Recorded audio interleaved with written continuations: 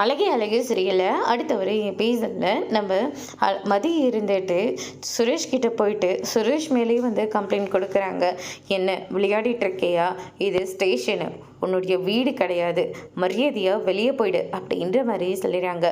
இங்கே கம்ப்ளைண்ட் கொடுக்க வந்தவங்கள ஒழுங்காக ரெஸ்பான்ஸ் பண்ண மாட்டேன்றீங்க, இதுதான் நீங்கள் ஸ்டேஷனில் கேஸ் எடுக்கிற லட்சணமா அப்படின்ற மாதிரியெல்லாம் சொல்லிக்கிட்டு இருக்காங்க. தேவையில்லாமல் இங்கே வந்து பிரச்சனை பண்ணிகிட்டு இருக்காது, மரியாதையாக வெளியே போ அப்படின்ற மாதிரி சொல்கிறாங்க.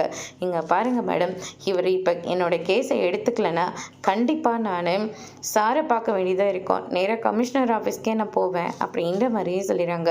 நீ எங்கே வேணாலும் போய்க்கோ, அதை பற்றி எனக்கு கொஞ்சம் கூட கவலை இல்லை, ஆனால் இப்போதைக்கு மரியாதையாக வெளியே போயிடு அப்படின்ற மாதிரி சொல்லிடுறாங்க. அதுக்கு அடுத்ததாக வந்து பார்த்தீங்கன்னா மதியம் இருந்துட்டு, நான் உங்களை சும்மா விட்டுறவனை மட்டும் நினைக்காதீங்க, என் கழுத்தில் தாலியை கட்டினீங்கல்ல, எங்கள் அப்பாவை எவ்வளோ தூரம் கதற வச்சிங்க, உங்களை நான் அவ்வளோ நிம்மதியை விட்டுருவேனா? நான் என்ன பெருசாக தப்பு பண்ணிட்டேன்? உங்கள் அம்மா என்ன பண்ணாங்கன்னு கொஞ்சம் கூட உங்களுக்கு கேட்கணுன்னே தோணலை, ஆனால் எடுத்த எடுப்புலையே நான் தான் தப்பு பண்ணியிருப்பேனே, உடனே என்னை வீட்டை விட்டு வெளியே போக சொல்கிறீங்க அப்படின்னு சொல்லிட்டு மதி இருந்துட்டு பயங்கரமாக சத்தம் போட்டுட்டு இருக்காங்க. இது ஸ்டேஷனு அப்படின்ற மாதிரி சொல்லிட்டு சுரேஷ் வந்து பார்த்தீங்கன்னா, எனக்கு வேற ஒரு வேலை இருக்குது, இந்த கேஸை என்னால் எடுத்துக்க முடியாது அப்படின்னு சொல்லிட்டு அங்கேருந்து கிளம்பிடுறாரு.